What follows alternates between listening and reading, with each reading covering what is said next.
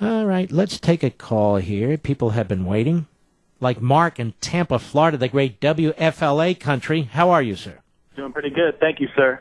Last Wednesday, you asked the question, this isn't constitutional republicanism, so what is it? And you've talked about it a little while ago as well, and you're right. It is alien. What we live under is a progressive democracy. And I have two pieces of information I can illustrate this to you. When I say that we live in a progressive democracy, I'm also referencing an out-of-copyright book by Herbert Crowley that was specifically recommended by former President Theodore Roosevelt. The first thing, Crowley writes about worshipers of the word, and he talks about the monarchy of the word. And what he's getting at is the federal Constitution. We've always known that these progressives hate the Constitution, and it's written right here on page 44. He says, the law and the shape of the federal Constitution... You don't need to read it to me. I believe you. As a matter of fact, we can do better than that. We can quote Woodrow Wilson. Yes, you have a chapter of Woodrow Wilson in your book, The Meritopia, and I'm so thankful you did that. The other thing I was going to mention, again from progressive democracy, is he talks about social legislation. He talks about how legislators have become innovators and how legislation, instead of legislation taking care of everything, it gets passed off to a commission. And that's exactly what Obamacare does. Why is Obamacare 3,000 pages? Because it's not legislation, it's social legislation. That's why there's been 15,000 regulations that come out of it. You know what it really is, too, my friend, as I'm listening to you? It is a rewriting of the Constitution. That's what it is. So it's not really a matter of three branches of the federal government anymore. It's three branches in this other thing which lords over us, right? Yes, sir. They've been trying to get around the Constitution for 100 years. The sad thing is... And it's worked. They're almost there. Let me tell you something. You're very good. You have all my books, or would you like me to send you one? I don't have a copy of Meritopia, I'll be honest with you, so... Well, let me send you a signed copy of Meritopia. You in particular, I think, are going to like it. All right, my friend, don't hang up. Good call. He's exactly right. This is where we are. This is what's going on. And so we're going to start, I think, what I'm going to call this now. How about we, Mr. Producer, the Levin Liberty Project? Do you guys like that? My beloved audience, do you like that? We'll call it the Levin Liberty Project. That's what we'll call it. You hear people now talking about the Constitution all over the place. This wasn't always the case on radio or TV. But now it is. Because of this program, because of what we've started and what we're doing.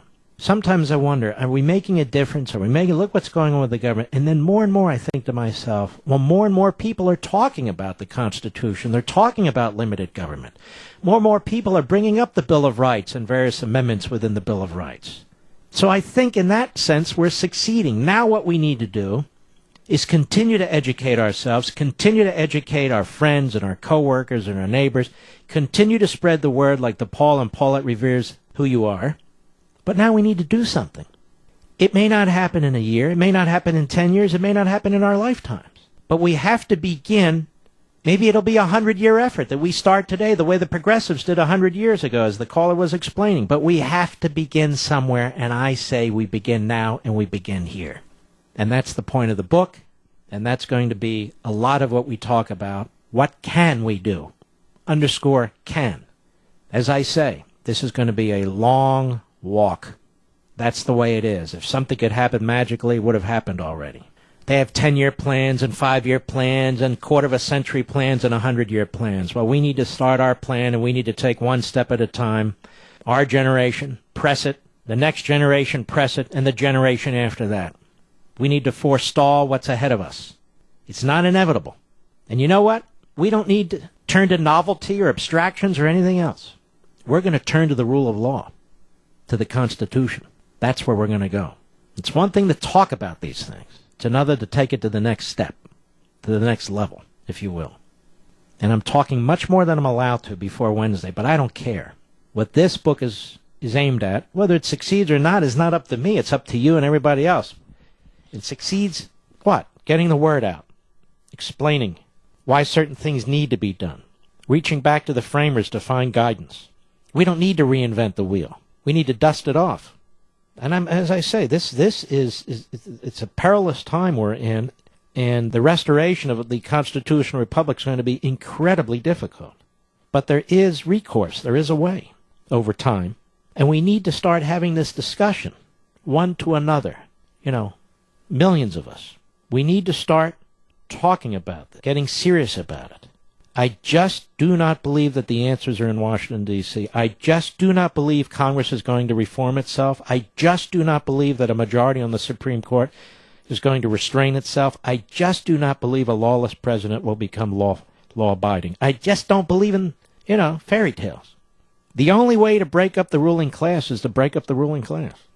The only way to have a constitutional republic is to have a constitutional republic. We have to stop thinking like them and talking like them and giving up to them. Oh, there's nothing, what are we going to do? Oh, okay, what the hell, think about leaving the country. No. There's got to be another way, and there is another way. Not an easy way, a very hard way. But there's another way. Mark, you're teasing. I'm not teasing at all. I'm not even supposed to be talking about this till Wednesday. And even then, I'm not supposed to be talking about it until August 13th. But I can't wait. I just feel like time's passing by, and things are getting really bad. And the other thing is this. Is it really inevitable, ladies and gentlemen, that at the end of this there's going to be violence, that one part of the country facing another? Isn't there a legitimate, civil, lawful way to address what's going on? And the answer is yes. Now, the left, let's just face it, they control the federal government. They always do, no matter who gets elected. They squirrel themselves into the bureaucracy, into staff positions. They write laws in such a way that elections can't overturn them. They're very clever at tyranny because they have a totalitarian mindset. Well, you and I don't. We don't have a totalitarian mindset. We reject tyranny. We're about liberty. That's what we're about. We're about constitutionalism. No, I don't think we should surrender to this. Unless there's too many people who just don't give a crap, then I guess we will. If you want to live in bondage, you'll live in bondage. But that's where we're headed in one form or another. Unless we start to think really intelligently and really become focused and strategic and inform our fellow citizens. I don't mean just me behind this microphone. I mean all of you. Inform our fellow citizens at Labor Day events, at Thanksgiving, at Christmas, at Hanukkah, at Easter, at the workplace, in line at the grocery store. We have got to do this because there's no alternative. There's none. Or we're going to lose it all. I'm convinced of it. I'm not a Pollyanna. I see it, and so do you.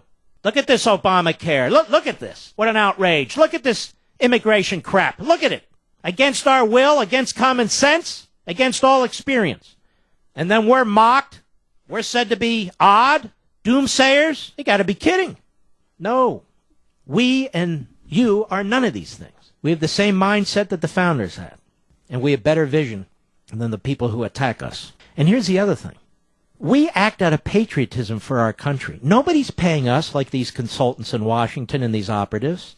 We're not seeking power like these political hacks in Washington, D.C. We're not getting pensions from the federal government like so many in the bureaucracy. No, we're acting out of earnestness and studiousness and integrity. Our obligation, purely and simply, is to preserve the republic. That's what I'm about. That's what you're about. And we're passionate about it. And there's got to be recourse. There must be. Do we really have to sit around and wait for 5 justices to tell us how to live? To define marriage for the entire country? Who are they?